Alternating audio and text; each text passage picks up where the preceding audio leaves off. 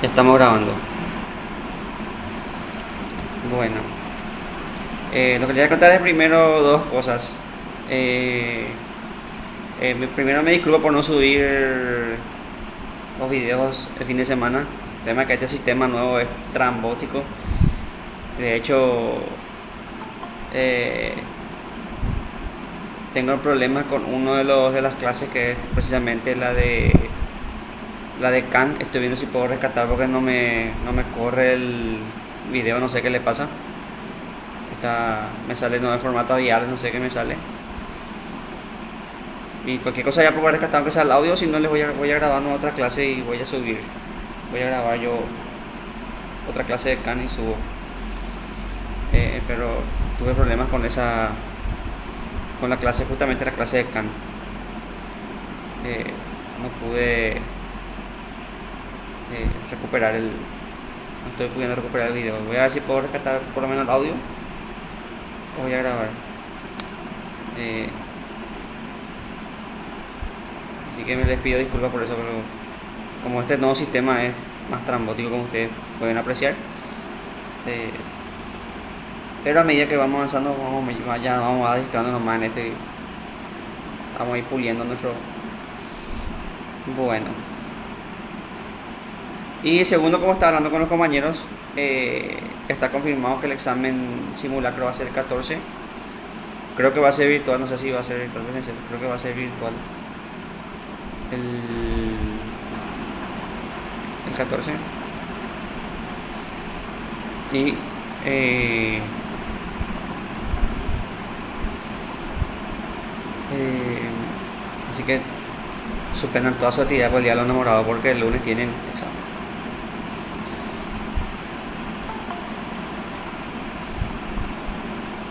Bueno, sin más, vamos a comenzar con la clase.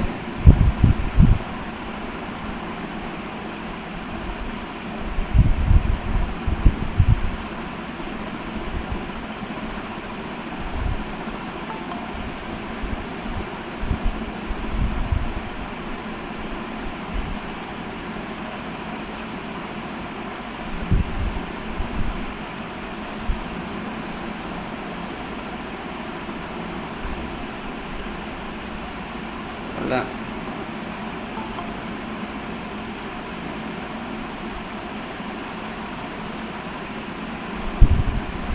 Bueno, entonces empezamos con nuestra clase. Ah, y vamos a tener otra proyecto también nosotros. Seguimos con nuestros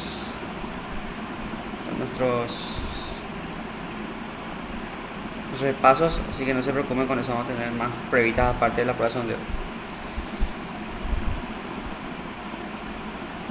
Bueno, hablemos de Hegel. Eh,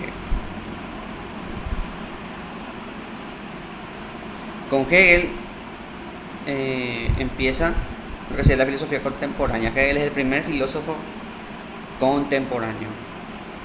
Y porque Hegel inaugura toda la problemática de la filosofía contemporánea. Decía un filósofo, Michel Foucault, que aunque vos te quieras escapar de Hegel, Hegel siempre está a la vuelta, decía filósofo Michel Foucault, un filósofo de la década del 80.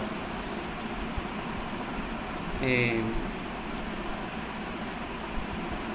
¿Recuerdan ustedes que Kant partió el mundo en dos? El mundo físico, el cielo estrellado, y el mundo moral.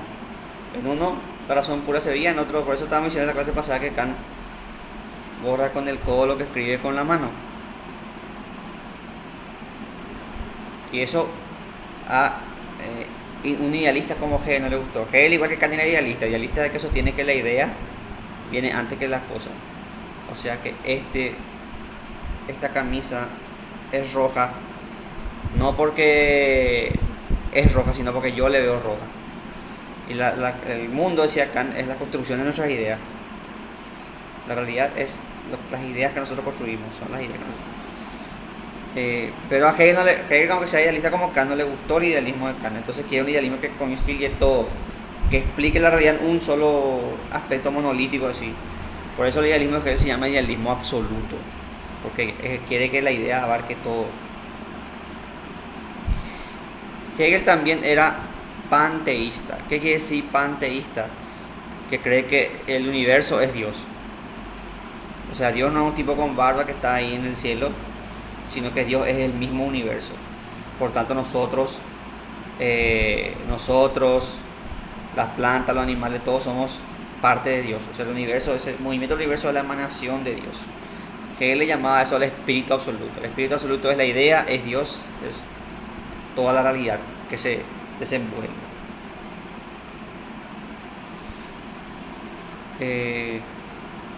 Esto va de acuerdo a una concepción que es la concepción del movimiento romántico, el romanticismo. El movimiento romántico es una corriente surgida tras la Revolución Francesa que sostiene que el sentimiento es más que la razón. Porque como ustedes saben, la Revolución Francesa termina en el terror, termina en la guillotina, termina en... Hasta el mismo Robespierre, que era revolucionario, fue guillotinado. Entonces, ahí surge Hegel en una arranque, porque Hegel primero creía en la revolución hasta que Napoleón invadió su país. Entonces ahí se hizo.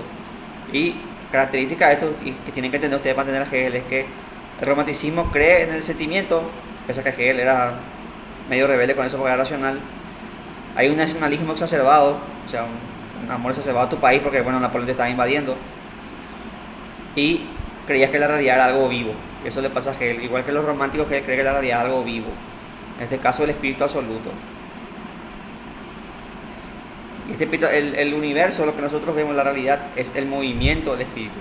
O sea, el espíritu desenvolviéndose. Pero este espíritu no se mueve así azarosamente, sino que se mueve con un proceso. Este proceso es la dialéctica hegeliana. Ustedes ya han oído hablar de la dialéctica en Platón, en Heráclito y ahora en Hegel. En Heráclito la dialéctica es la lucha entre contrarios. La negación de lo contrario, lo frío, lo seco, el día, la noche, eso es la dialéctica para Heráclito. La realidad es lucha de contrarios. Primero hace frío, después calor, primero está oscuro, después hay luz. Y así, la realidad es eso, lucha entre contrarios. Primero está mojado, después está seco. En cambio, para Platón la dialéctica es justamente a través de dos posturas distintas llegar a una abstracción de la idea. Y en Hegel la dialéctica es el movimiento del espíritu, que es llegar a la superación tras un proceso de tesis, antítesis y síntesis. La tesis es el momento donde el espíritu se afirma. La antítesis es el momento donde el espíritu se niega. Y la síntesis es donde el espíritu se supera. O sea, la realidad primero tiene que afirmarse, después negarse y después superarse. Yo siempre uso un ejemplo que es burdo pero efectivo, que es el ejemplo de la familia. Primero estás vos. Vos tenés tu propia vida, tus propias reglas, tú te levantás a la hora que querés, te levantás, bueno, no te levantás siempre. Pero vivís tu propia, o sea, te comes lo que querés, vivís bajo tus propios términos. Pero después tenés una pareja, tu contrario. Y ahí ya tenés que no solamente pensar en vos, sino tenés que pensar en el otro. Ya no es más, puede ser lo que yo quiero, sino que tenés que tener en consideración lo que el otro quiere. Entonces ya no es más yo, ella es tener que pensar en dos. Por los dos, ya no es más qué película quiero ver yo, sino qué película queremos ver nosotros. Ahí, y la tesis con su contrario, la antítesis, produce la síntesis. Después viene el bebé, y el bebé tiene las cualidades de los dos, pero superadas. Justamente uno de los propósitos de la reproducción sexual es que los genes vayan mejorándose con el tiempo, con las generaciones. Por eso la naturaleza hace que la mayoría de los animales sean sexuados.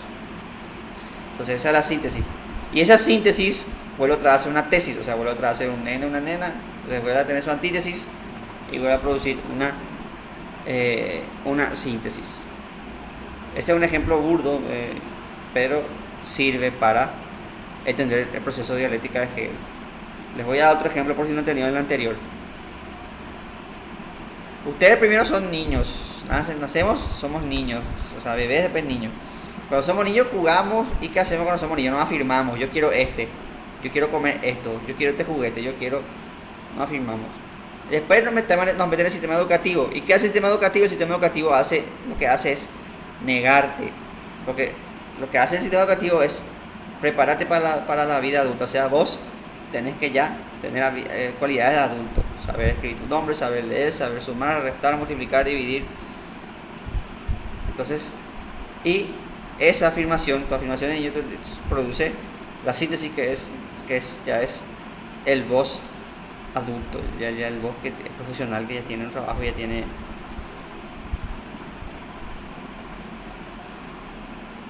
Y vos a su vez volvés a educarle a la generación venidera. Entonces así la ética es perpetua, va hasta el fin de la historia, como decía Hegel. Entonces la realidad se afirma, se niega y después se supera. Esto van a entender mejor con la fenomenología del espíritu.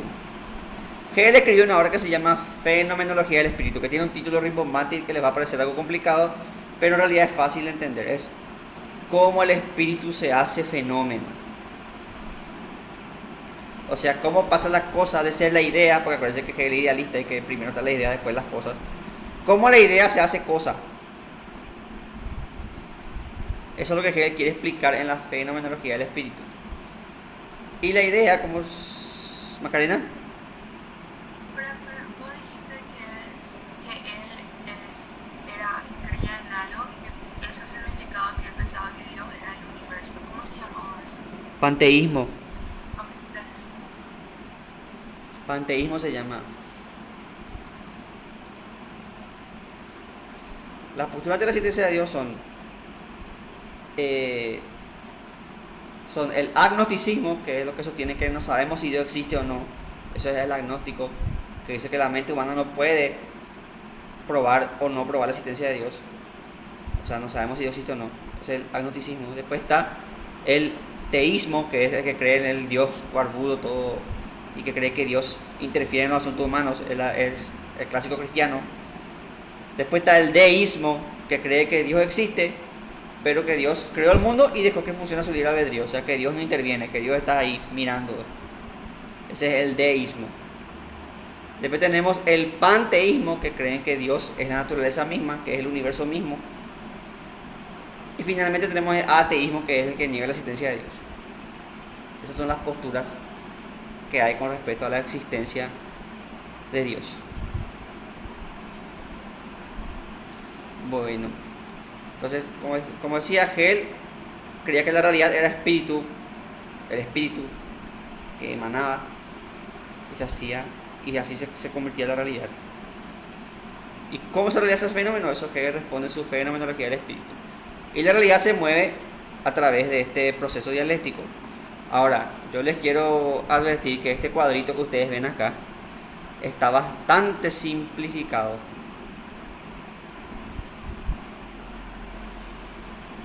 Porque en realidad cada uno de estos que ustedes ven acá, por ejemplo, lógica, tiene otra vez sus tres momentos. El ser tiene otra vez sus tres momentos, la esencia tiene otra vez... Entonces es más complicado que eso. Pero este cuadro le va a servir es lo que le va a servir para el examen, porque no le va a poner otra cosa. Así que este es un Hegel, te lo resumo así nomás, Hegel. Bueno, entonces, ¿qué decía Hegel? La realidad, acuérdense que se mueve por tesis, antítesis y síntesis. La realidad primero se afirma, la tesis. Y la realidad se afirma en la lógica, porque la lógica es el concepto y la idea se afirma en concepto. Vos las cosas afirmás siempre en concepto. Esto es una camisa, esto es un cuadro, ahí afirmás las cosas. Entonces la realidad se afirma en concepto, la idea se afirma en conceptos. Por eso la primera etapa es la lógica. Ahora la lógica tiene otra vez sus tesis, antítesis y síntesis, o sea, tiene otra vez sus tres pasos. El primer paso de la lógica es el ser. Creo que me tiene a mí porque esta parte está medio trambótica. El ser, ¿por qué? Porque lo primero que hacen las cosas es ser. Lo primero que podés decir las cosas es que son. Pero acá donde Hegel se pone interesante. Para Hegel, el ser es igual que la nada. Decir ser es lo mismo que decir nada. A diferencia de los griegos como Heráclito y Parménides, esos que decían que el ser no puede, no, bueno, para Hegel el ser es lo mismo que nada. Y les voy a explicar por qué. Vamos a suponer que ustedes sean dueños de una ferretería. Siempre doy este ejemplo yo de la ferretería. Que tienen una ferretería grande, tipo Ferrex, con un montón de herramientas así. Y vengo yo y les digo, dame el coso ese. El coso es una categoría que se aplica a cualquier cosa que está en la ferretería. Pero no te estoy diciendo nada. Y eso es lo que dice que el ser, al ser todo, es nada.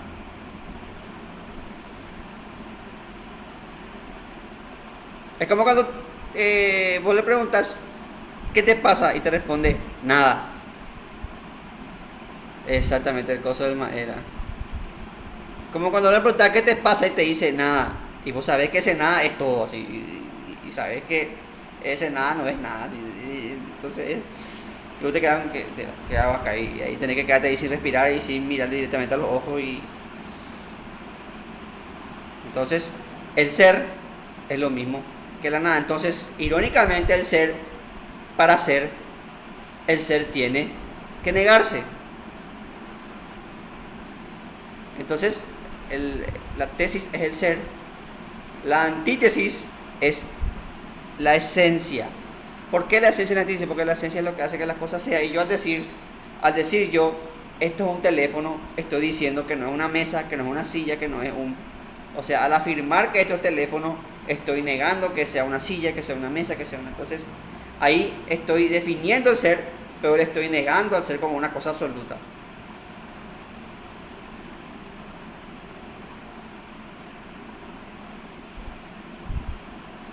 Entonces, irónicamente, para hacer algo, tiene que negarse como un todo del ser. Por eso la antítesis del ser es la esencia. Y la esencia produce el concepto. Y el concepto de la síntesis del concepto es universal como el ser, pero es particular como la esencia. Porque cuando yo digo mesa, el concepto de mesa no solamente va para esta mesa, sino que va para tu mesa, para la mesa de la facultad, para la mesa de el presidente, para la mesa de... Entonces va para todas las mesas. Entonces el concepto mesa es universal porque se aplica a todas las mesas, pero a la vez es particular porque se define solamente para un grupo de cosas que es mesa, solamente para un tipo específico de mueble que es mesa.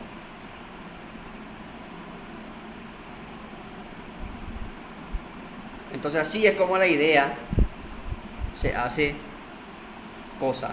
Pero cuando tenemos el concepto ya tenemos una cosa, tenemos la mesa. Entonces ya tenemos los tres momentos de la tesis, que es la lógica. Ya tenemos que la idea ya se hizo concepto y el concepto se hace cosa. Entonces vamos a la antítesis, porque la antítesis de lo que es lógica es la naturaleza. La antítesis de la cosa que está en concepto es la realidad. Entonces la antítesis es la filosofía de la naturaleza.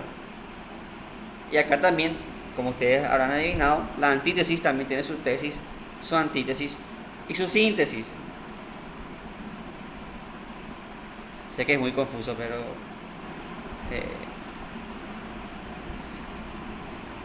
Y la tesis de la naturaleza primero es el mecanismo. La naturaleza se afirma como un mecanismo. Ya vimos esto con los filósofos modernos. La naturaleza es un mecanismo, un relojito que funciona con precisión. Los planetas giran, las estaciones suceden en un orden, todo es medible y mesurable matemáticamente. Entonces la naturaleza es mecánica. Esa es la tesis. La antítesis del mecanismo es el quimismo, porque la antítesis de lo externo es lo interno, y la naturaleza no solamente es mecanismo, sino que también es química. Tiene una composición química, toda la naturaleza tiene una composición química interna, o sea, las cosas tienen su realidad externa y tienen su realidad interna, que es la química. Esa es la antítesis.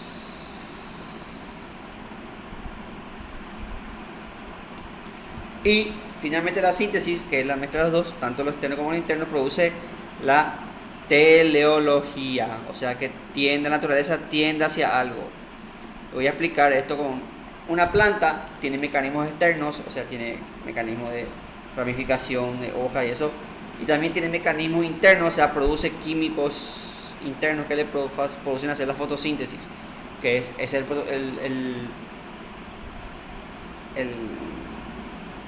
la finalidad de la planta, que es crecer, nutrirse y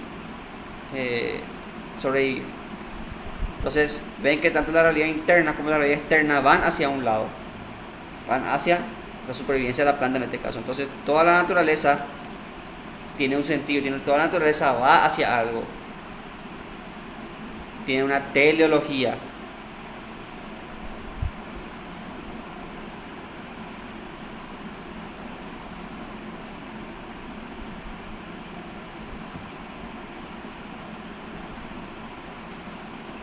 Después tenemos la síntesis entre lógica y naturaleza, que es el espíritu.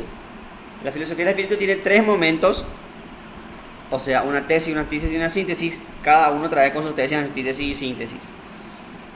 Sí, es engorroso Hegel, pero ¿qué le vamos a hacer? Tenemos que estudiarlo. Entonces estos son los 3 momentos de la naturaleza. Cada uno, como le dije, con su tesis, con su antítesis y con su síntesis.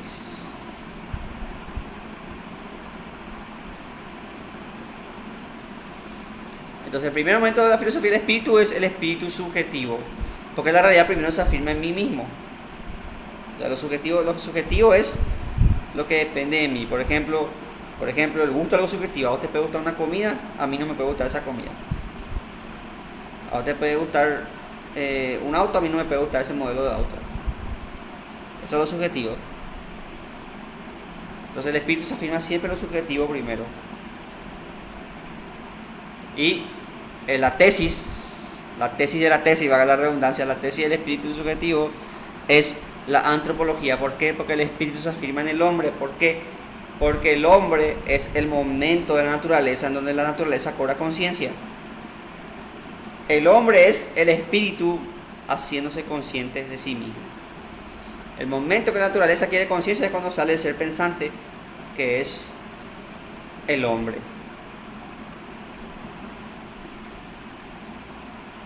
Entonces, eso es la filosofía, es la primera afirmación del espíritu, es el hombre. Después tenemos la antítesis de eso, que es la fenomenología. ¿Qué es la fenomenología? Ya vimos con Kant, el fenómeno, lo que se me aparece. Una vez que yo soy consciente de mí, también soy consciente de que hay cosas externas a mí. Y lo contrario a lo que hay de que, hey, mira lo que está externo, lo que se me aparece, lo que se me presenta. Entonces, la antítesis es la fenomenología, lo que está allá, lo que yo capto. Y la síntesis de estos dos es la psicología. ¿Por qué la psicología? A ver, algunos de ustedes díganme, ¿qué estudia la psicología?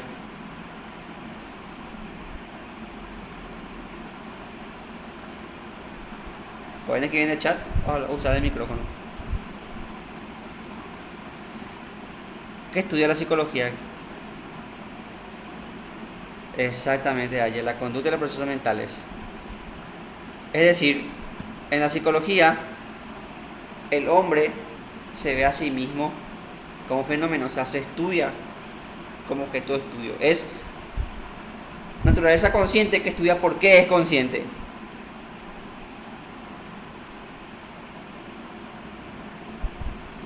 O sea, la naturaleza consciente estudiándose a sí mismo como naturaleza consciente.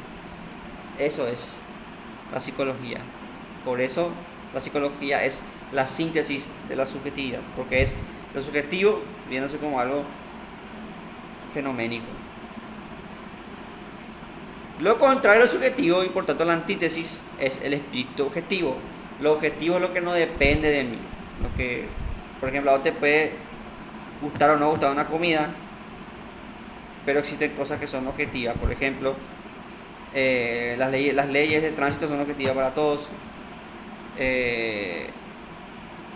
Las leyes de la física son objetivas, o sea, no porque vos no creas la gravedad, si vos te tiras a un edificio no te vas a caer. O sea, son objetivos. Son realidades objetivas que no dependen de vos, que existen independientemente de vos. Entonces, lo contrario al subjetivo es el objetivo. Entonces tenemos el espíritu objetivo. Y el espíritu objetivo se afirma primero en el derecho, porque la objetividad surge la conjunción del subjetivo. Y la primera interacción entre los subjetivos es la ley, porque nosotros sujetos para convivir hacemos leyes. Por eso la tesis, la afirmación es el derecho. El derecho es la ley objetiva, el derecho existe, la ley es la ley independientemente de que te guste o no, la ley es ley. Por eso el derecho es la afirmación. Ahora la antítesis del derecho, lo contrario del derecho es la moral. Y voy a explicar por qué es lo contrario. Porque ustedes piensan, pero profe, le hacen lo mismo. ¿Por qué la moral es contra el derecho? Porque la moral es el derecho no escrito, no objetivado. Y aparte la moral tiene también un carácter más, si bien objetiva, tiene un carácter más subjetivo que el derecho. Voy a explicar esto con un ejemplo. Si yo, por ejemplo, ahora acá en plena clase agarro un vaso de cerveza y empiezo a tomar, acá en plena clase, así que usted agarra y le meto cerveza, un vaso de cerveza, eso no va a ser ilegal. Yo soy mayor de edad, tengo edad para consumir bebidas alcohólicas y las leyes de la República no me prohíben beber. No va a ser ilegal, pero sí va a ser inmoral. Va a ser primero una falta de respeto a ustedes, porque ustedes esperan de un profesor que les dé clase, que les dé y que espera que el profesor, sobre todo, esperan a que el profesor les tome en serio y que no esté ahí usando que la clase sea para él como una farra que esté tomando. Y segundo, va a ser una falta de respeto a la institución, que es la Facultad de Filosofía, que tiene, como ustedes saben, sus normas, sus reglas, y que es la que me está pagando el sueldo para que yo esté tomando ahí bebida alcohólica. Entonces, si bien no va a ser ilegal que yo agarre y empiece a tomar bebida alcohólica acá en plena clase con ustedes, sí va a ser inmoral, porque no les invito. Ajá, no, mentira. Va a ser inmoral porque es una falta de respeto a ustedes, en primer lugar a ustedes, y en segundo lugar a la institución, la facultad. Entonces, por eso ven que por eso la moral es antítesis, porque la moral es como el derecho no escrito, como lo que vos sabés que está mal, no tenés que hacer, pero no es que te vas a ir preso por eso. Y finalmente la ética. La ética abarca la síntesis, porque abarca tanto el derecho como la moral. Para la ética, por ejemplo, el acto de robar no es solamente inmoral, sino que también es ilegal. O el acto de matar no es solamente inmoral, sino que también es ilegal.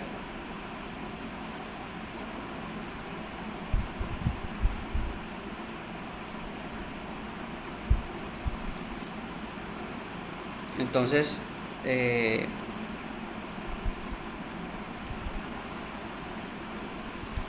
tenemos esos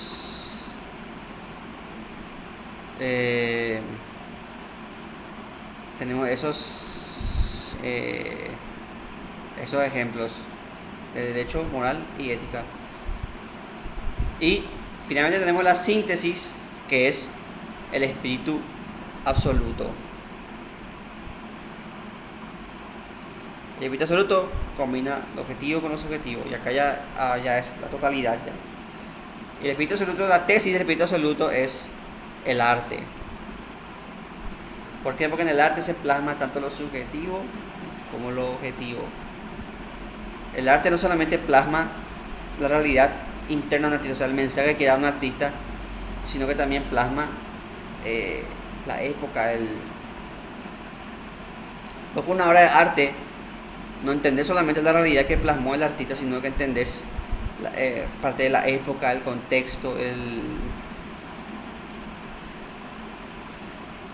por ejemplo, el cuadro Guernica de Picasso no solamente plasma la técnica y el mundo y como la concepción del mundo de Picasso, sino que también plasma una realidad, un hecho histórico, que fue el ataque de los nazis de Franco, en realidad, pero apoyado por los nazis, a Guernica. Entonces, el arte es subjetivo, pero es objetivo. Lo mismo que el rock No solamente es un tipo de música, sino que también plasma el espíritu de la época, esa rebeldía adolescente que surge después de la guerra, de las guerras mundiales. De ahí sale el rock, de esa rebeldía, de ese... eh, no quiero repetir los errores de mis padres. La generación de nuestros padres mandó toda la mierda, nosotros no queremos ser iguales, más o menos ese es el espíritu del rock. Entonces, el arte es eso, subjetivo, objetivo. Después tenemos la religión, que también es lo mismo, pero la religión es, si el arte es acá de la religión es de lo espiritual. La religión es objetiva, porque todos los cristianos tienen sus propios ritos, sus propias pero también la religión es subjetiva, porque cada uno vive la espiritualidad a su manera. Cada uno es más devoto de un santo, menos devoto de un santo, cada uno da prioridad a ciertos aspectos de la espiritualidad, cada uno busca realidades espirituales distintas, etcétera, etcétera. Y finalmente viene la filosofía, que es el momento donde el espíritu abarca todo. Y ahí sí ya está la naturaleza, la religión, el arte, la ética, todo ya abarca la filosofía, porque ya es el absoluto. Ahí ya es cuando la realidad se comprende, se complementa de forma absoluta, se comprende todo. Ahí ya es el proceso, ya termina, ahí la dialéctica hegeliana ya, porque ya abarca la totalidad, la filosofía abarca la totalidad. Entonces, a diferencia de Kant, como si ustedes observan este esquema, a diferencia de Kant que separaba lo moral de lo... para Hegel está todo en la misma bolsa. Si ustedes pueden ver, la naturaleza está en como la segunda afirmación, y la ética está en la filosofía del espíritu. O sea, Hegel engloba todo lo que hizo, lo que Kant separó con su fenomenología del espíritu.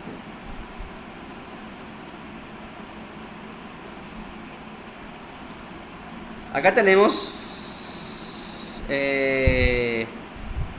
la filosofía de la historia de Hegel. Como le dije, para Hegel el espíritu tenía una teleología, ya vimos eso. La naturaleza y el espíritu tienen una finalidad, van hacia algo. Y para Hegel, la historia es la historia de la libertad. O sea, el sentido de la historia es que la humanidad va haciendo sociedades cada vez más libres. La historia avanza hacia la libertad. Esto era muy propio del pensamiento ilustrado y del pensamiento romántico. Este es la libertad, vamos a hacer la libertad, cada vez más libre, cada vez más progreso, propio de eso era. Entonces, para Hegel los pueblos evolucionan de sociedades menos libres a sociedades más libres. Y esta evolución se da en el sentido del sol. O sea, se va del este, la historia va de este a oeste. Por tanto, la historia para Hegel empieza en Asia, en Oriente, donde solamente un hombre es libre. En las civilizaciones orientales, solamente el emperador es libre, y los demás son súbditos del emperador, y todos los demás están subyugados al emperador. Esto pasaba en China hasta la revolución de Mao, pues prácticamente así hasta la revolución de Mao, donde Mao le sacó el último emperador. Esto pasó en Japón, de hecho en Japón hasta ahora hay un emperador de Japón, solo que ya no tiene más ese rango divino que tenía antes. Perdió con la Segunda Guerra Mundial, pero hasta la Segunda Guerra Mundial el emperador era prácticamente un dios. Entonces, Oriente es así, Oriente es una persona libre que es el emperador y los demás son súbditos. Pasó en China, pasó en Japón, pasó en todos lados, en Oriente.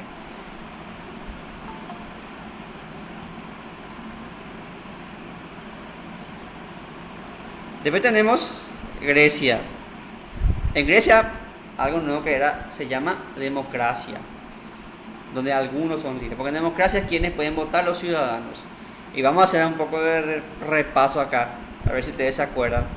¿Quiénes eran los que podían votar en Grecia?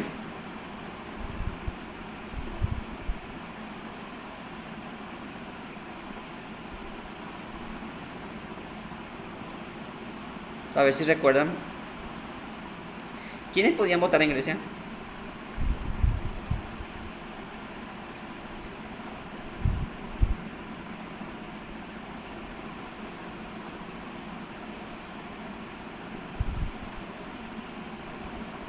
Espero.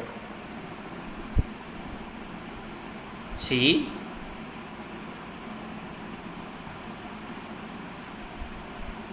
los hombres, sí, también. Para votar en Grecia tenías que ser hombre, o sea, varón. Si eras nena, fuiste. Tenías que ser hombre. Tenías que hacer el servicio militar y tenías que tener propiedad, o sea, tenías que tener plata, como dijo acá en el chat la compañera Virginia. Entonces, Ana y Virginia aceptaron. Acertaron.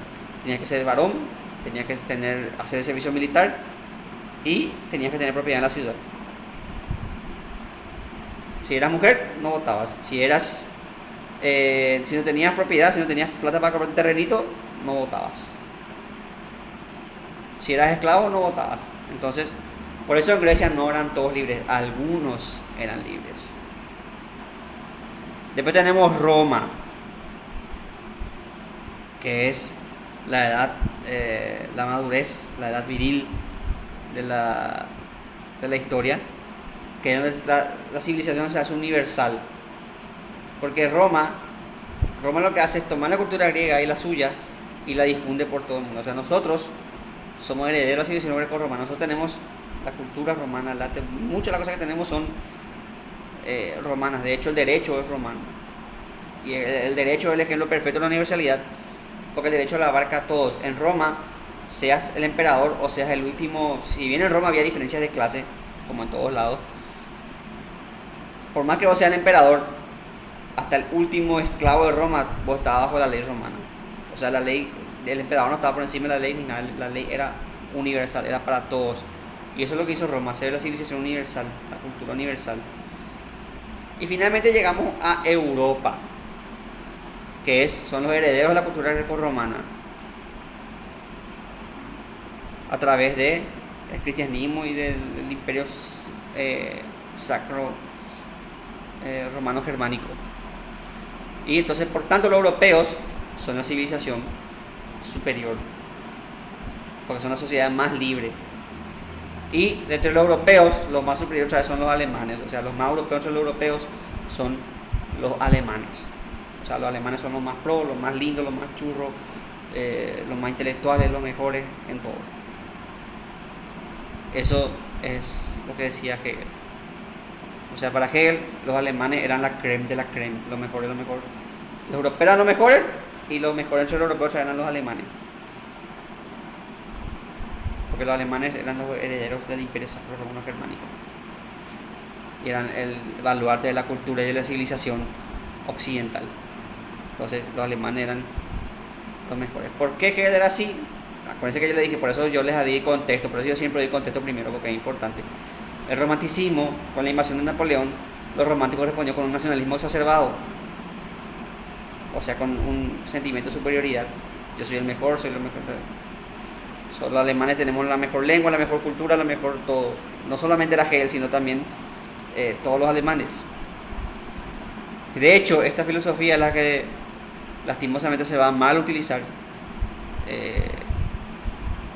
para los nazis.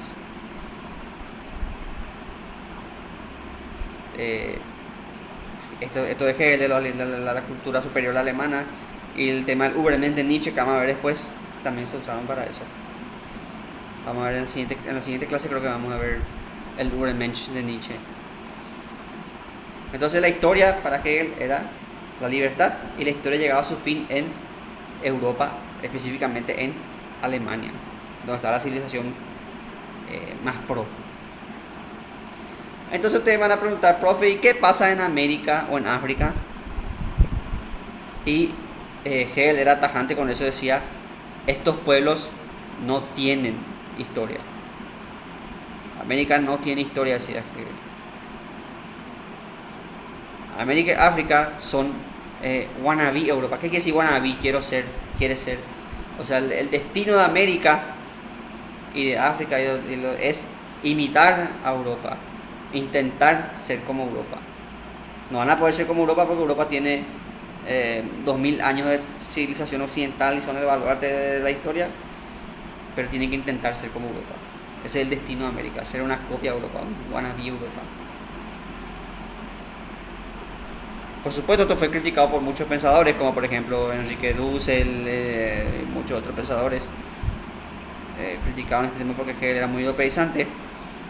eh, Criticaban y con razón. Y también criticaban porque sirve para fundamentar el colonialismo. Y incluso algunos le culpan a Hegel del Tercer Reich, pero Hegel no tenía nada que ver ahí. Hegel murió más de un siglo antes.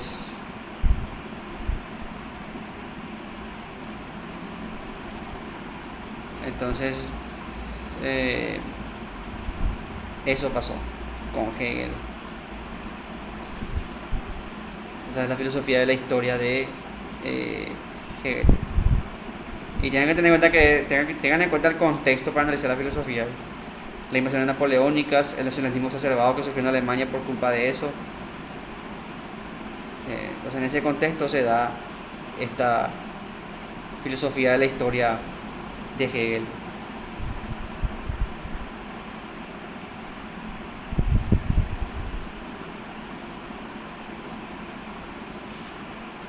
Una vez que fallece Hegel, sus seguidores se dividen en dos.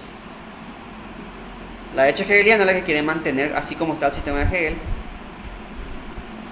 y la izquierda hegeliana, que es la que adopta el sistema de Hegel pero quiere criticar. O sea, quiere agregar cosas, quiere dar vuelta, quiere...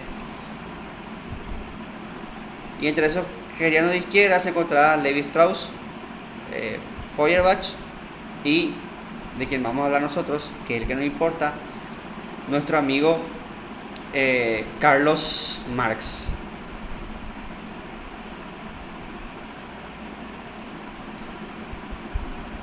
Pero antes quiero tomar algo de agua. Esperen un momentito, por favor.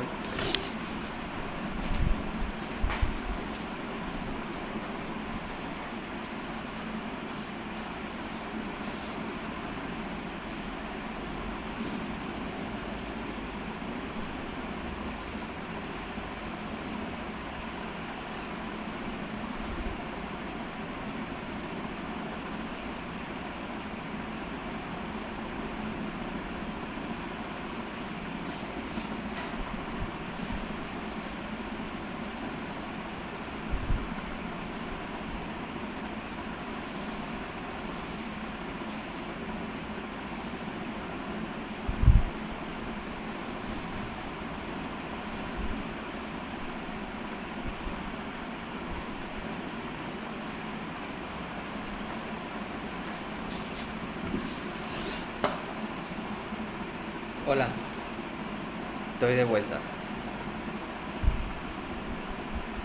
Sí, no hay problema. No hay problema, no hay problema. Vuelvo a la disposición anterior. Ahí está. Sí, profe.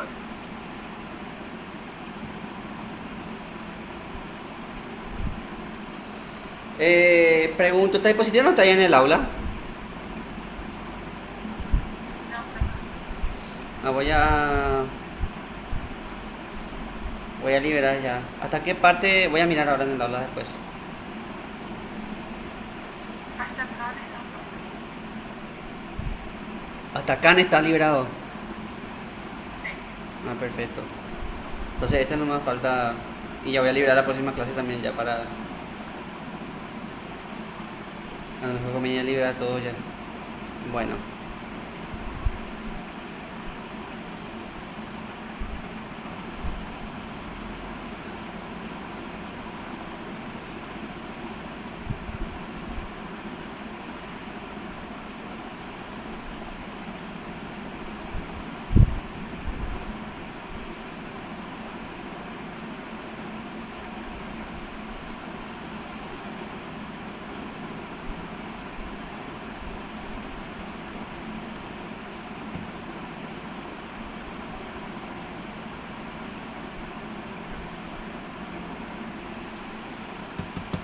A ver, espera un momento, me está saliendo acá en mi pantalla.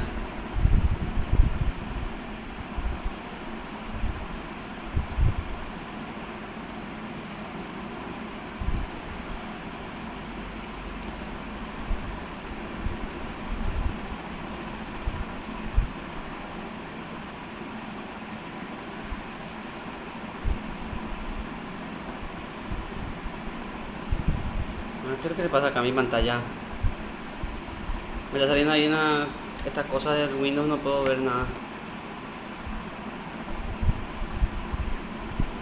Ahí está. Ahora sí. Bueno.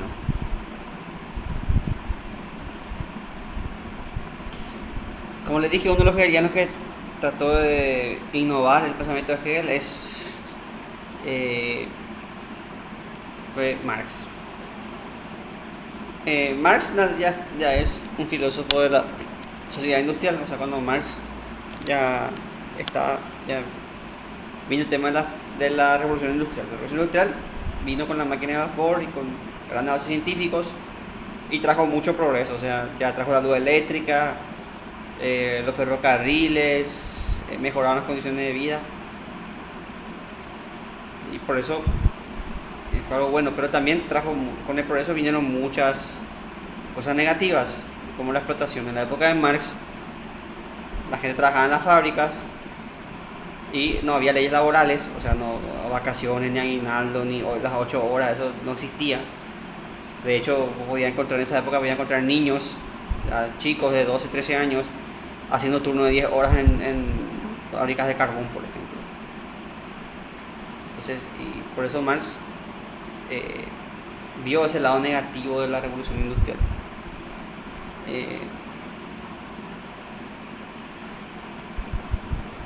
La obra cumbre de Marx es El Capital, una obra que le llevó muchísimo tiempo, mucha hora de investigación a hacer.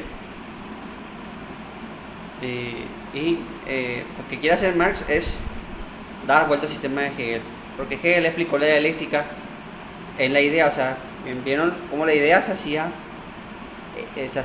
convertía en la realidad a través de la dialéctica. Marx da la vuelta, Marx dice la dialéctica no está en la idea, sino que está en la materia, o sea, la dialéctica de Hegel es correcta, pero se da en la materia. Por eso el nombre verdadero del marxismo es materialismo histórico dialéctico. Marx nunca, de hecho Marx odiaba que se llame marxismo al marxismo. Una vez llegó a decir todo lo que yo sé, que yo no soy marxista, porque a Marx le parecía un culto a la personalidad el tema de llamarle marxismo. El tema es que como la filosofía de Marx es política y vos tenés que hablarle al obrero, vos no le haces decir materialismo histórico, te le haces decir marxismo. Entonces quedó el nombre marxismo porque es más fácil, es una palabra y quedó como una marca registrada. Porque es más fácil explicarle a una persona qué es el marxismo que explicarle qué es el materialismo histórico dialéctico. Materialismo histórico dialéctico es básicamente la dialéctica de Hegel dada en la materia, en el mundo material y en la historia. O sea, lo que Marx decía es que la filosofía de Hegel se daba, era cierta, pero no en la idea, sino que en la materia y en la historia. Entonces, esto podemos dividir en leyes de materialismo dialéctico y en leyes de materialismo histórico.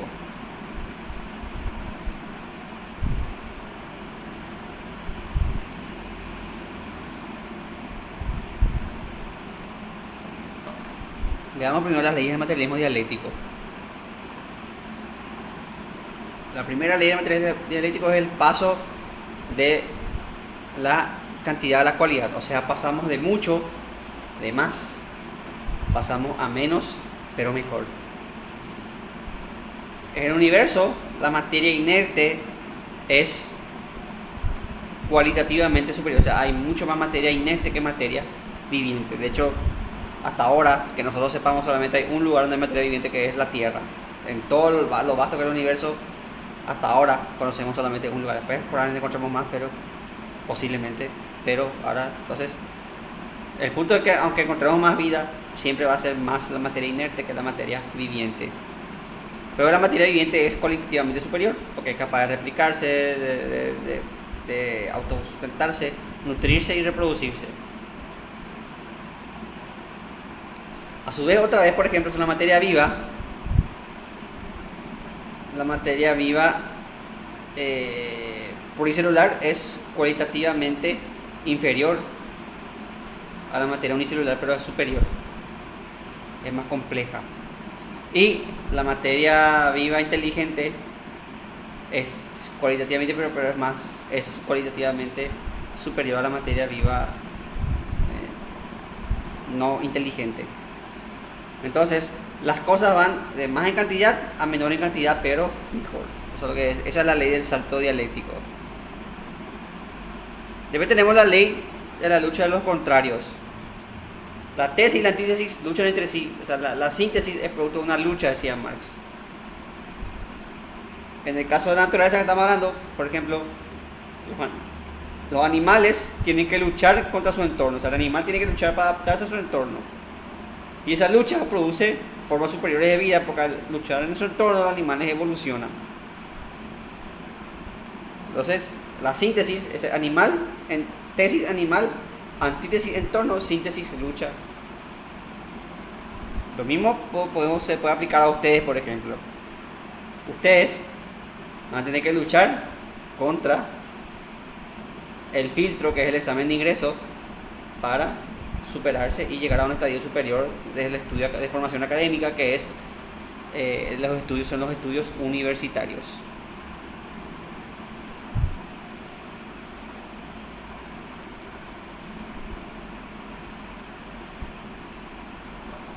Esa es la ley de lucha de los contrarios.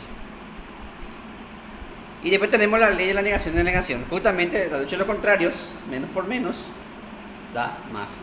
En matemática tenemos eso, menos por menos, más. Esa lucha produce una afirmación otra vez.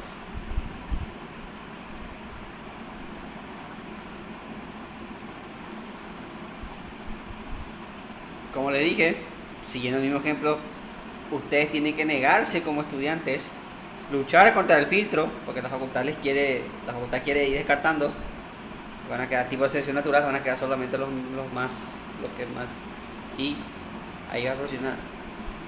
Ustedes, para afirmarse como estudiante, para afirmarse como universitario, tienen que negarse como estudiante y tienen que luchar contra el examen ese. Entonces, la negación de la negación produce afirmación.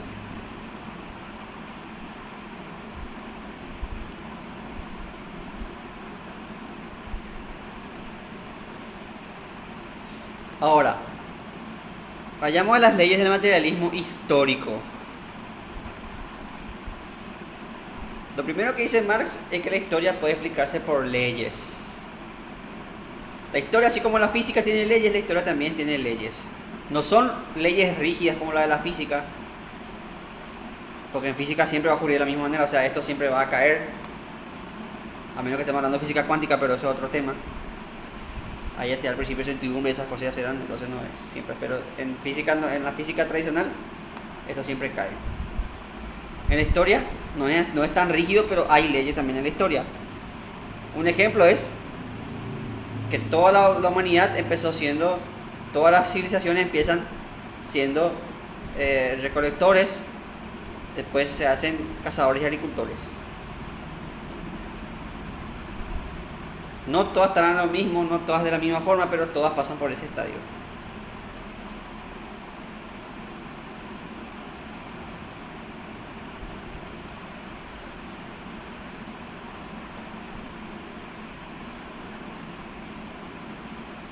Entonces, se dan las leyes históricas.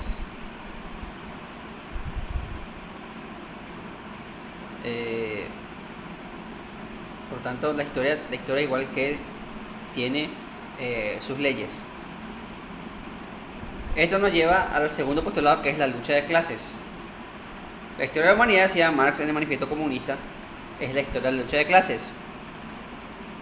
Siempre, desde que en la época primitiva no había clases como tal. Las clases empiezan con la división del trabajo, porque ahí hay gente que tiene propiedad y gente que está desposeída. La primera división de clases fue amo y esclavo, o sea, un grupo de gente vio que podía esclavizar a otra gente para su cultivo y esas cosas. Entonces, las grandes civilizaciones como los egipcios, los romanos, se construyeron con esclavos. Esa es la primera, amo y esclavo. El problema es que mientras más grande es tu imperio, más esclavos necesitas, y llega un punto que los esclavos son demasiado numerosos y se constituyen un peligro. Por ejemplo, en Roma, la rebelión de Espartaco, que fue una rebelión de esclavos, que si bien no tuvo logros pero fue un hito histórico que puso de cabeza al imperio romano. Entonces, esta contradicción, esta lucha, como dijimos allá arriba, negación, produce una nueva afirmación. Entonces la negación del esclavo y esclavo, la lucha entre amo y esclavo produce un nuevo sistema que es el feudalismo, donde la relación ya no es más amo y esclavo, sino que ya es amo, siervo. El siervo es prácticamente un esclavo, pero tiene más derechos que el esclavo. El siervo, por ejemplo, puede quedarse con el excedente de la producción, etcétera, etcétera. Tiene derechos. El rey tiene obligación de protegerle en calidad de siervo. Entonces hay un nuevo sistema que es el feudalismo, amo-siervo. Este sistema feudal posibilitó mucha acumulación de riqueza, porque ya vienen los grandes señores feudales que tenían grandes extensiones de tierra, grandes cultivos, y eso produce acumulación de riqueza. Esta acumulación de riqueza produce una nueva clase social que se llama la burguesía, que era la clase de los banqueros y los comerciantes. Y acá se ve la lucha entre el burgués y el señor feudal, y eso produce una nueva formalización que es el capitalismo, donde la lucha acá ya es entre la burguesía, que es la que tiene los medios de producción, y el proletariado, que es el que carece de medios de producción. O sea, el que tiene plata, el que tiene la empresa, y el que no tiene nada, que es el que trabaja. O sea, vos en este sistema tenés dos opciones: o tenés plata para hacer tu propio negocio, o trabajas para alguien que tiene su propio negocio. Entonces, o sos capitalista o sos proletario. Ahora, Marx decía que la historia no va a terminar ahí. Marx decía que la historia va a terminar con cuando el proletario tome los medios de producción, y eso provoca la sociedad socialista y después la sociedad comunista, cuando ya no haga más falta el Estado. Y esa es la lucha de clases.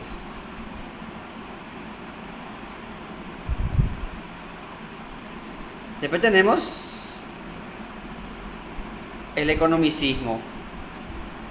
El economicismo significa que la historia está condicionada o determinada, depende de qué término fuerte quieran usar, por la historia. Y acá quiero hacer un paréntesis porque yo tengo de hecho tengo varias traducciones. Tengo el Capital, tengo una edición de bolsillo, y tengo la edición de 8 tomos que es una traducción alemana. Y tengo un amigo que tiene una traducción del Capital en ruso, y en una de las traducciones del Capital dice, en la mía dice condiciona, pero en la traducción del ruso dice determina. O sea, ya es más tajante, es más violenta la traducción del Capital en ruso. Por eso es muy importante tener en cuenta el tema de las traducciones. Te recuerdo más anécdota nomás, pero vamos a dejar que determina o condiciona. Determina, bueno, condiciona. El punto es que la economía, todo lo que nuestra religión, nuestra moda de vida, todo está condicionado por la economía. Nuestra organización social, religión, economía, todo. Voy a poner un ejemplo que siempre doy en este tipo de clases, que es un ejemplo clásico, porque es un tema que ahora está de moda, y otro porque es el tema del patriarcado, que está tan de moda ahora. Que el patriarcado, que el derecho de la mujer, el feminismo, las feministas hablan mucho del patriarcado. Ustedes seguramente han escuchado mucho el tema del patriarcado, el dominio masculino. Se escucha mucho eso, pero la pregunta es, ¿de dónde salió? ¿Ustedes acaso creen que los hombres dijeron, vamos a mandar a las mujeres? Sí, ustedes van a mandar. ¿De dónde salió el patriarcado? ¿Por qué se impuso el patriarcado?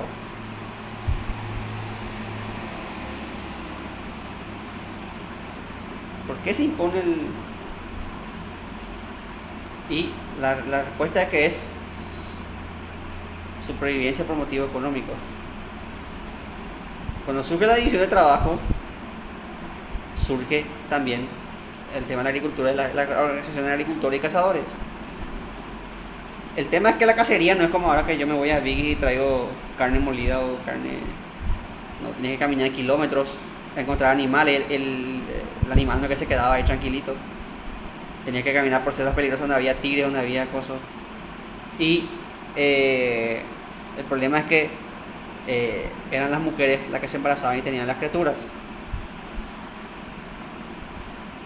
Y como ustedes saben, una selva con tigres, cosas, no es buen lugar para una mujer embarazada. No va a poder correr rápido, no va a poder. Entonces, medio que era una mala idea llevarla a casar a una mujer embarazada. Acuérdense que en esa época no había control de natalidad, no había. Entonces era así: vos te quedás y yo me voy. También viene de cargo económico, porque después, cuando surge la propiedad privada, surge también el tema de la transmisión de la propiedad. Y le va a sonar muy embole esto que voy a decir, pero ponete que yo soy pastor y tengo mis ovejitas.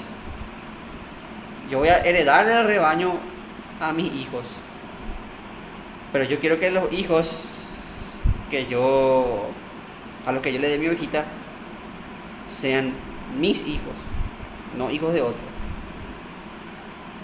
Repito, en esa época no había control de natalidad, no había prueba de ADN, no había nada. Entonces, una manera de garantizar que las ovejitas que yo voy a heredar sean a mi hijo es precisamente que la mujer se quede en la casa. Así yo sé que los hijos son míos, porque la mujer siempre sabe que el hijo es suyo, pero el hombre no. Suena embole, pero ustedes tienen que pensar como personas en la antigüedad, no tienen que empezar con la mentalidad del siglo XXI, donde ya hay prueba de ADN, donde ya hay leyes de herencia y esas cosas. Antes no había nada de eso. Y otra cosa que les condenó a las mujeres fue el tema de la guerra. No es porque las mujeres sean débiles, no es porque el hombre sea más fuerte, aunque los hombres pesan más en promedio y tienen más masa muscular, pero es mentira eso, porque con un arco, por más Sansón que sea el tipo, por más mamado que esté el tipo, con un arco vos le clavás y le matás. Pero ¿por qué la guerra es eminentemente masculina? ¿Por qué la guerra es cosa de hombres? Por cuestiones de supervivencia otra vez, por cuestiones económicas otra vez. ¿Por qué? Vamos a suponer que una tribu va a la guerra. Toda la tribu, hombres, mujeres, todos. Y en esa tribu, después de esa guerra, solamente sobreviven 10 hombres y una mujer. ¿Cuántos hijos va a poder generar esa tribu al siguiente año? Hagan los cálculos. ¿Cuántos hijos va a poder generar esa tribu al siguiente año? Les pregunto. Son 10 hombres y una mujer.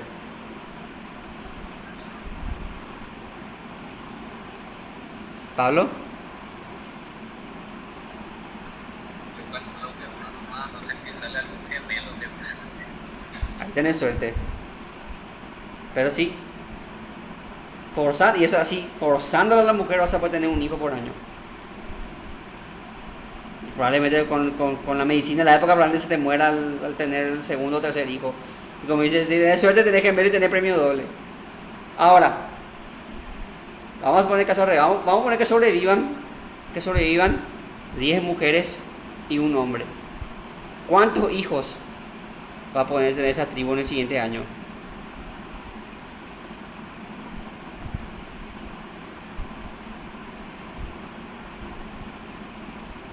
Son 10 mujeres y un hombre.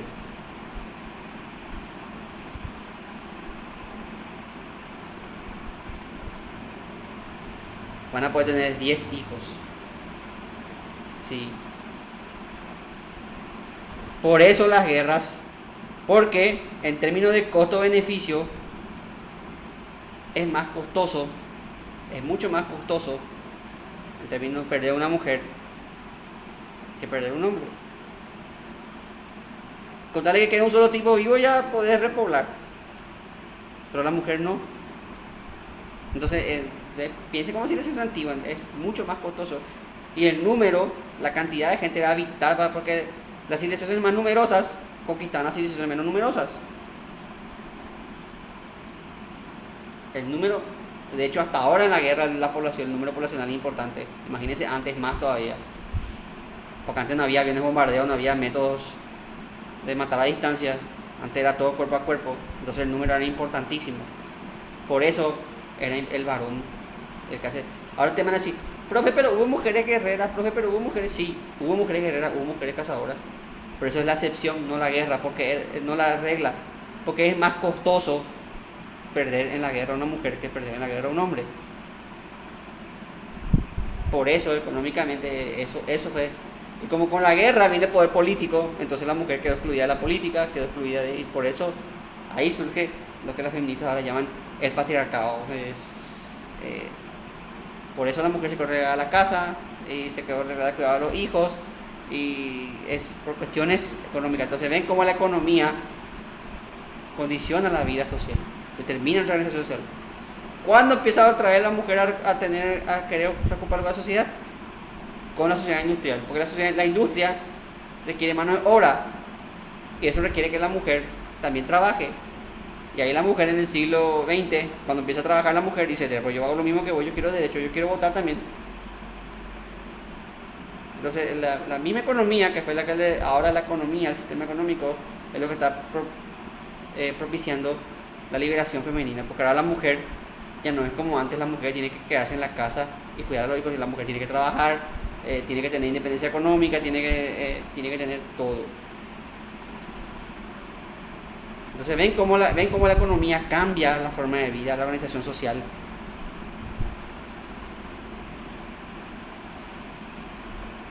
Incluso el arte cambia con la economía. ¿Por qué antes había bandas que duraban, tipo los Beatles, Rolling Stones, había bandas que duraban 10 años, 30 años? Rolling Stones todavía viven todavía. Pues van a morir cantando en el escenario. Porque antes se vendía, la venta era por discos. Y un disco no andaba con una sola canción, tenía que tener varias canciones buenas para funcionar. Ahora no se venden más discos, ahora se vende tu música por Spotify. Entonces vos producís un cantante que tenga un éxito, el siguiente.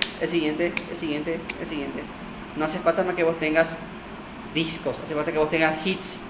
La música ahora es música de hits. Entonces ven cómo la economía determina la forma en cómo escuchamos música, en cómo hacemos arte. Porque el arte ahora es masivo, el arte se produce como hamburguesa de McDonald's. Siguiente. Entonces, la economía determina la organización social. Un último ejemplo de esto. ¿Ustedes por qué creen que terminó la esclavitud? Porque nosotros los seres humanos somos buenos y nos dimos cuenta de que la esclavitud... ¿Cuándo terminó la esclavitud? Porque si bien el régimen esclavista terminó en la Edad Media pero la esclavitud siempre siguió. No fue la forma dominante de producción nomás, pero siempre... De hecho, hasta ahora hay esclavitud. La esclavitud, pero ¿cuándo terminó políticamente hablando la esclavitud? O sea, ¿cuándo se hicieron leyes contra la esclavitud y demás? Sí, exactamente, Ana. Muy bien, Ana. Con la industria, cuando se incrementó la industria, se hizo caro mantener esclavos. Porque te es más barato. ¿Qué te es más barato? ¿Comprar un tractorcito o tener 20 esclavos que te estén cultivando? Y el esclavo tiene que comer, tiene que tener un lugar donde dormir, tiene que pagar un capataz, porque el esclavo no se va a quedar trabajando si no hay un capataz ahí. Se te va a escapar el esclavo. Tienes que tener seguridad para que cuide tu perímetro, para que no se te clave. Entonces es más costoso, es más barato tener un tractor. Y esa fue la pelea entre Estados Unidos, el norte y el sur, la guerra de esclavitud. Porque el norte está industrializado, entonces para el norte el esclavo era caro. En cambio el sur todavía era agrícola y por eso el sur quería mantener sus esclavos. Al final el norte le obligó al sur a ayornarse y ganó la guerra, obviamente. Entonces ven cómo la economía condiciona el modo que vivimos, el arte, la historia. Eso decía Marx.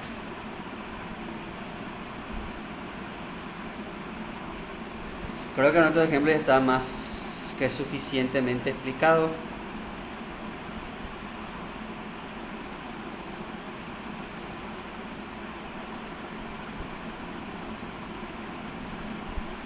Ahí. Ahora hablemos de la alienación. Alienación viene de alien, que viene de alienus. Alien quiere decir de otro. Por eso alien, alienígena, de otro mundo. Alien viene de alienígena, que es de otro mundo. Alienación significa que es de otro. Lo que dice Marx es que este sistema capitalista te desposee. O sea, vos ya no sos más dueño de lo que producís.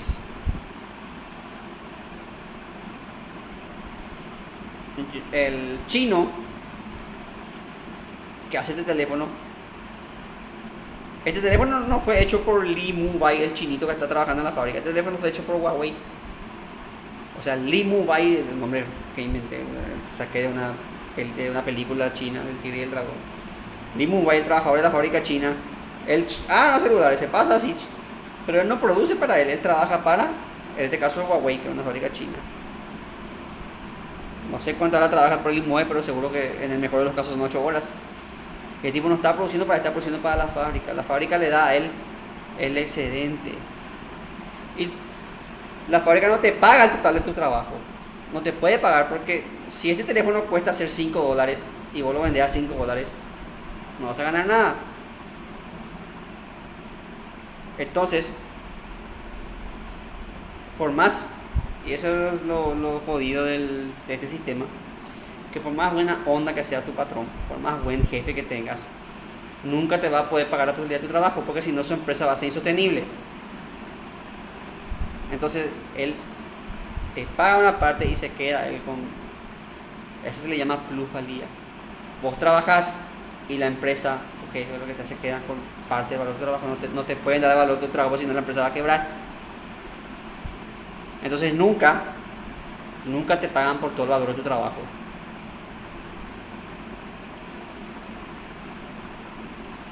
A eso Marx le llamaba teoría de la plusvalía. Entonces la alienación es económica porque vos no sos dueño de lo que producís, no te pagan por todo lo que producís. No producís. Vos trabajas 8 horas y con este teléfono que vos haces, si este teléfono da una ganancia de $10, 3 o 4 horas son para vos y el resto para Huawei. O sea, Huawei gana más por tu trabajo y te da a vos la remesa. Y como te dije, por más buena onda no te pueda, porque si Huawei le pagas al patrón la totalidad de su trabajo, Huawei va a quebrar. Porque si este teléfono te cuesta hacer $5 y vos vendas $5, tu ganancia es 0. Entonces, ¿qué quiere el patrón? Quiere la máxima rentabilidad al menor costo posible. Para vos ser un buen capitalista y ganar, tenés que hacer tu ganancia más neta, o sea, ganar lo más posible, invertir menos, gastar menos.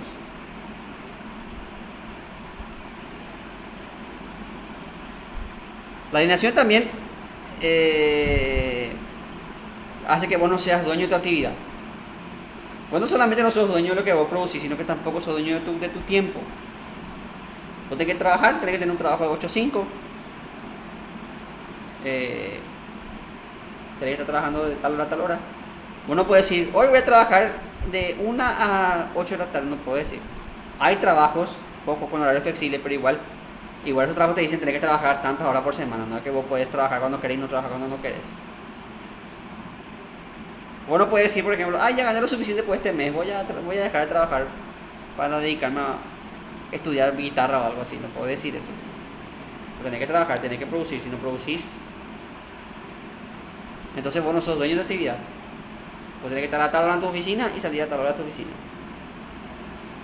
No sos dueño de tu tiempo, ni de tu actividad. Tu vida es en función del trabajo. Tu día se planifica en función de tu trabajo.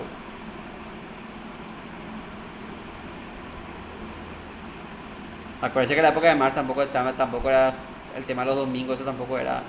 Algunos te dan, para que vos te vayas a la iglesia, te dan tiempo el domingo, eso, pero. Y por tanto, Vos, en el sistema capitalista, vos sos una herramienta, decía Marx. Sos una herramienta. Tu función es esa. Vos servís a producir. Por más buena onda que sea tu jefe, volviendo al tema del jefe, si vos no le das ganancia, tu jefe te va a echar. Porque no le da ganancia. Si no te echa, él va a perder. Va a quebrar su empresa. Entonces,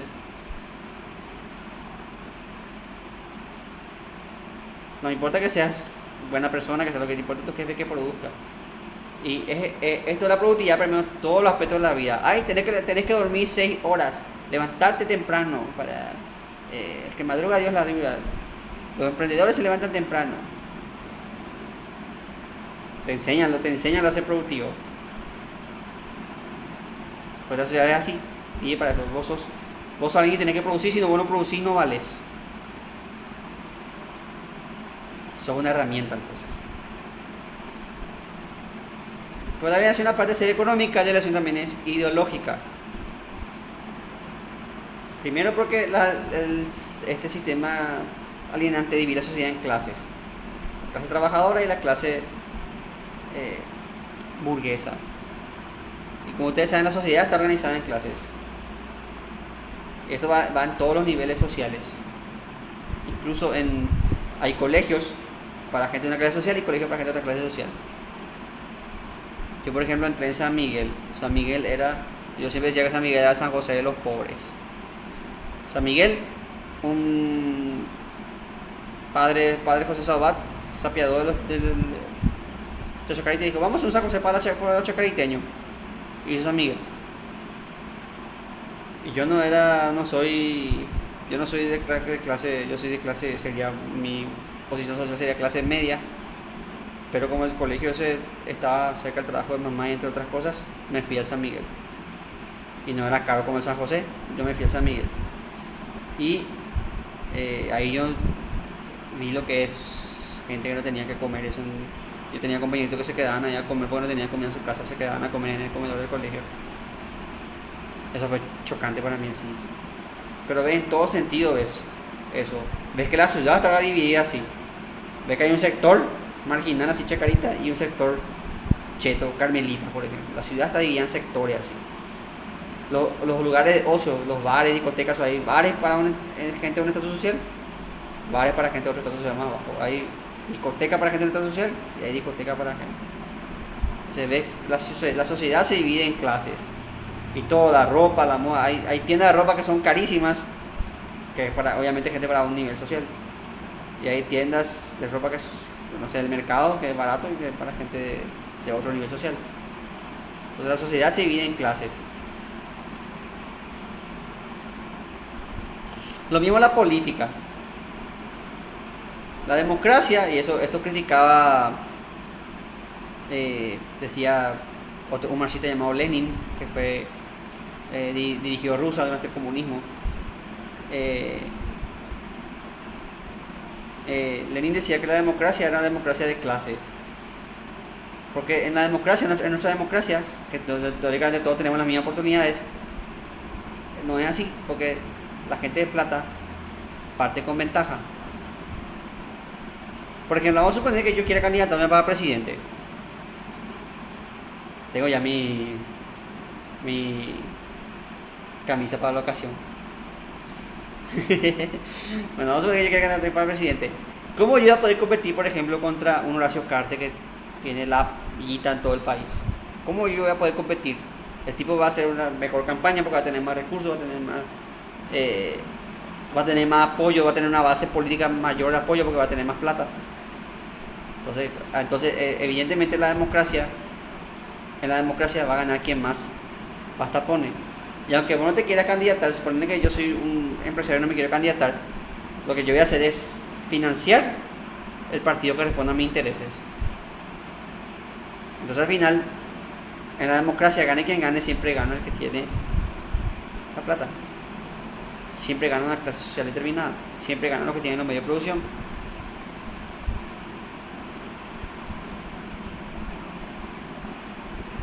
Entonces vos, por ejemplo, decís, yo quiero que la empresa pague más impuestos. Y wow, que la empresa te van a apoyar si vos pones esa propuesta en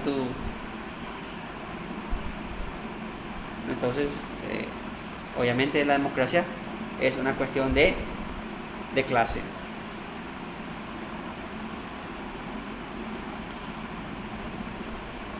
La alienación también es religiosa. Marx decía que la religión es el opio del pueblo. ¿Qué es el opio? El opio, porque todos ustedes ya saben, es una droga muy fuerte. Del opio derivan drogas como la morfina y esas cosas que se usan para la salud, pero también se usan para... ¿Por qué Marx hablaba de esta? Bueno, en la época de Marx había una enfermedad, hasta ahora existe esta enfermedad, que era tuberculosis. Solo que en la época de Marx no se trataba, era horrible, la gente vivía escupiendo sangre. Y los médicos no podían curar eso. Entonces, ¿qué hacían los médicos para que el paciente no tenga tanto dolor? Le daban opio, entonces el paciente estaba drogado ahí y no sentía dolor. No le curaba, pero le dejaba sin sentir dolor. Y Marx decía que la religión es lo mismo, la religión es como el opio. Porque la religión te hace pensar en otra vida. Cuando me muera voy a descansar, cuando esté allá en el cielo esto, cuando esté allá en el cielo va a ser todo mejor. En el cielo vamos a dejar de sufrir, en el cielo todo. Entonces vos te concentrás en el más allá y no vivir más acá. Marx dice, la vida no tiene que mejorar allá, acá tenemos que mejorar las condiciones de vida. Por cierto, Marx era ateo, por eso decía que la religión es el opio del pueblo. Para Marx la religión era eso.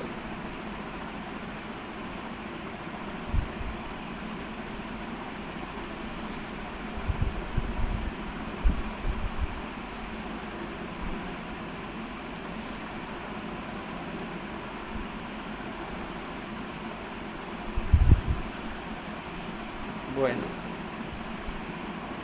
como ustedes saben, el marxismo tuvo sus repercusiones políticas en el siglo XX. En el siglo XX se fundaron los estados socialistas, la Unión Soviética, y después vino el totalitarismo soviético, derivó en un totalitarismo. Y ahora hay varios países latinoamericanos, por ejemplo Cuba, que es abiertamente socialista, países que si bien no son marxistas del todo, tienen sus políticas socialistas, el caso de Venezuela, Argentina, países como China, que tiene un sistema socialista pero mezclado con capitalismo. En tema de producción son capitalistas, pero en tema de distribución son socialistas los chinos. Y está la cuestión esa que el marxismo fracasa, que el marxismo conduce que el problema con el marxismo es que para que funcione requiere un control total del aparato estatal, y eso es totalmente contraproducente, totalmente nocivo, porque es difícil que no haya corrupción cuando hay control. No digo que el marxismo es inaplicable, pero es difícil manejar cuando el Estado monopoliza todo, cuando hay monopolios. Ya sea, igual lo mismo cuando el capitalismo, cuando no hay Estado. Cuando toda la iniciativa privada es difícil manejar, porque ¿quién va a evitar que los transportistas, por ejemplo, te cobren cualquier cosa, o que los supermercados te cobren cualquier cosa? Y el marxismo tiene el mismo problema, solo que el Estado. ¿Quién va a evitar que el Estado te cobre cualquier cosa? ¿Quién va a evitar que el Estado haga cualquier cosa? Entonces ese es el problema del marxismo. También otra cosa que hay que tener en cuenta es que, para analizar el marxismo, es que el capitalismo es en parte lo que vio Marx, pero cambió mucho también desde Marx. Marx llegó a ver el capitalismo de fábrica, ese capitalismo de... Marx no llegó a ver ese capitalismo financiero, no llegó a ver el capitalismo de Wall Street. ¿Algunos de ustedes vieron el lobo de Wall Street? Pregunta. La película Lobo de Wall Street. Hay dos versiones. La última es con DiCaprio. Bueno, en esa película DiCaprio hacía de un tipo de Wall Street que vendía acciones. Pero el tipo después se hizo un corrupto así, y el tipo no vendía acciones fantasmas, te voy a decir. Por ejemplo, decía, tengo una compañía de radar que era un garage nomás, es su compañía de radar, que está vendiendo radares para el ejército y sus acciones están cotizando en tanto, y la gente compraba. Entonces la gente compraba aire. Ese capitalismo financiero, ese capitalismo de crédito, Eso que hacen ahora, eso, ustedes seguramente casi todos los días reciben mensajes de crédito, sola firma con Inmerfin, no sé qué, Bueno, ese es el capitalismo financiero. No te está vendiendo nada, te está diciendo, te presto plata y la ganancia ya está en interés. Ese es el capitalismo financiero. No te vende nada, pero Marx tampoco llegó a ver el capitalismo de mercancía. Ese capitalismo que hace Starbucks, por ejemplo. ¿Qué te vende Starbucks? Starbucks te vende café nomás. Pero ¿por qué el café de Starbucks es más caro que el de café que tengo acá en mi cocina? Porque te vende las marcas.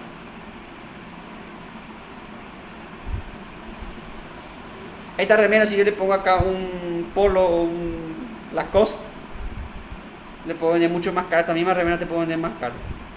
Ese es el capitalismo de mercancía, el capitalismo de marca. Ese capitalismo Marx no llegó a ver. Marx llegó a ver el capitalismo de producción. Marx tampoco llegó a ver el capitalismo de ahora, el capitalismo informático. ¿Cuántos terrenos tiene Facebook? ¿Cuántas hectáreas tiene Facebook? Facebook no vende, no tiene fábrica, no tiene hectáreas. Facebook tiene sistema operativo. Es virtual. O sea, ese capitalismo es el capitalismo que nos llevó a ver Marx. Si Marx viviese ahora se preguntaría qué está pasando. Porque Marx vería, por ejemplo, que un chiquillo haciendo más canal de YouTube puede llegar a ganar millones. El tipo no tiene medio de producción, no tiene fábrica, no tiene nada, pero el tipo puede ganar millones haciendo más canal de YouTube. Siendo influencer.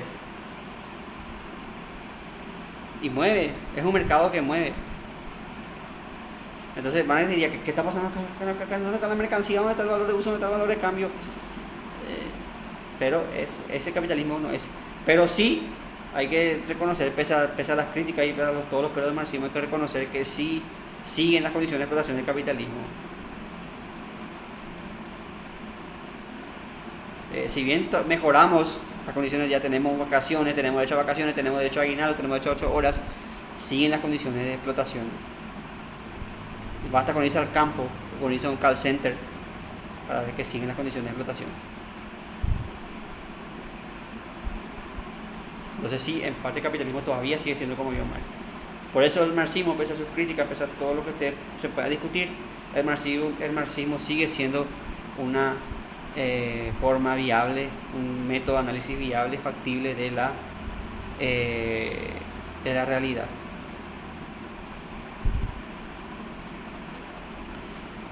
Y con esto terminamos la clase de hoy de marxismo. Si yo tengo bien entendido, nos van a quedar, a ver, ni Comte ni Chamón a la siguiente clase. Entonces nos quedan 2 clases más para terminar nuestro programa. Así que estamos bien, tenemos mucho tiempo. Sí, terminamos la unidad, Verónica.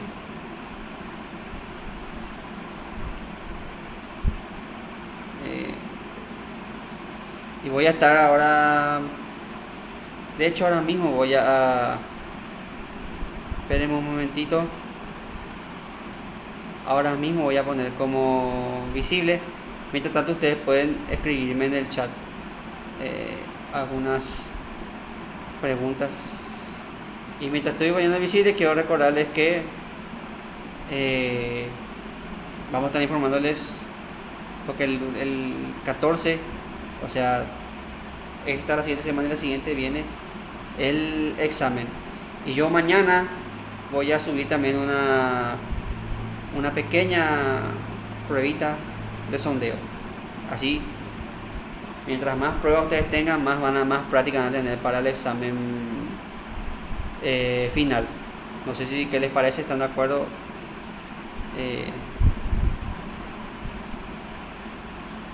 Y después de todas estas pruebas que estamos haciendo,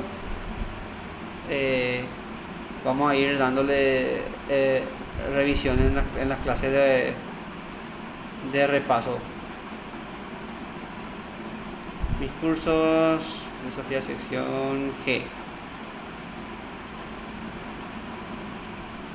Acá estoy ahora, les voy a mostrar en toda la pantalla para que ustedes vean.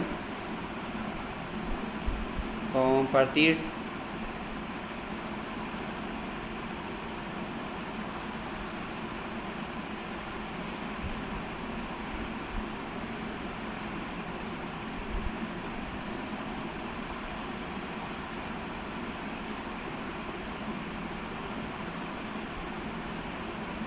Activar la edición.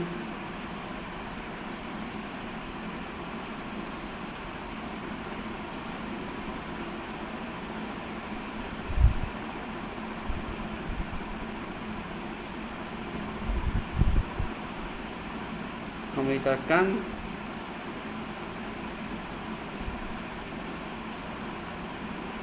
Este es lo que está Hegel y Marx. Mostrar. Ahí ya se muestra. Y este también ya vamos a poner para mostrar. Mostrar.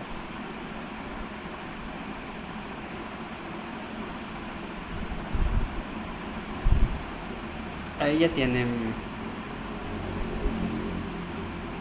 Acá veo algo en el chat.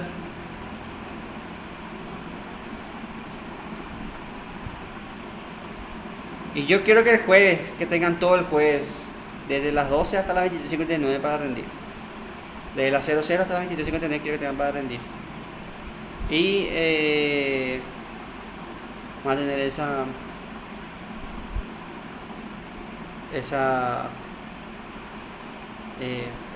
ese tiempo para tomar el examen. Y después vamos a estar haciendo obviamente revisión de todos nuestros ítems.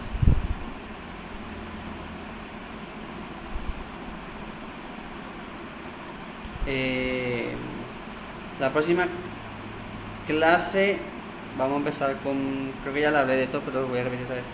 La próxima clase vamos a empezar con positivismo, o sea, Augusto Comte y Nietzsche. Y la siguiente clase damos ya la última unidad, que es el existencialismo, que ahí vamos a tocar Heidegger y Sartre. Y después con eso ya tendríamos terminado el programa.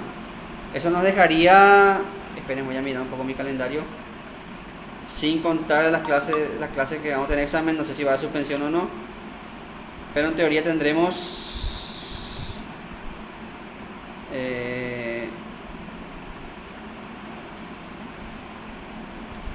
a ver, hoy es el primero, el jueves 3 damos Nietzsche y Comte, el 7 damos existencialismo, tendremos 1, 2, 3, 4, 5 clases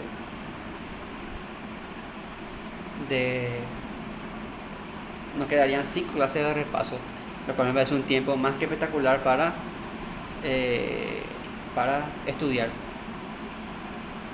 Y vamos a hacer, si ustedes están de acuerdo, vamos a ir estudiando con prueba y vamos a hacer prueba y vamos también a hacer temas de consulta. O sea, yo voy a estar preguntándole a ustedes y ustedes vayan también viendo cuáles son las inquietudes de ustedes. Y ustedes me pueden decir, profe, queremos dar esto, profe, queremos repasar esto, profe, queremos volver a hablar de esto. Y yo con gusto voy a volver a repetir. Vamos a aprovechar este tiempo que tenemos para eso. No sé si ustedes tienen alguna consulta, alguna pregunta, alguna duda al respecto. Sí, no, y de hecho estas respuestas, esa de la otra vez también, vamos a ir viendo en las clases de repaso una vez que terminemos porque yo quiero terminar con el programa.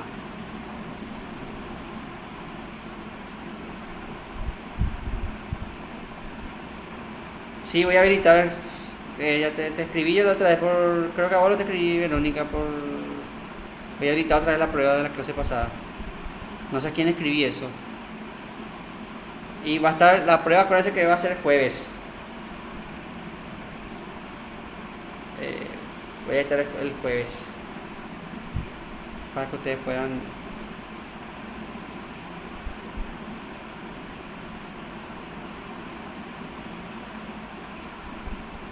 Sí, todo el jueves Macarena.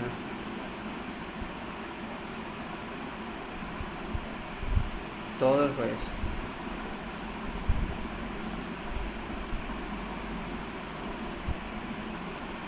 Quedamos así. No sé si tienen alguna duda, alguna objeción, alguna consulta. Todo bien, profe. Bueno, entonces eh, podemos ya dar por finiquitada esta clase, estimados alumnos. Cualquier consulta estoy a las órdenes. Dale, profe. Gracias. Sale, profe. Chao. Nos vemos chicos. Hasta luego.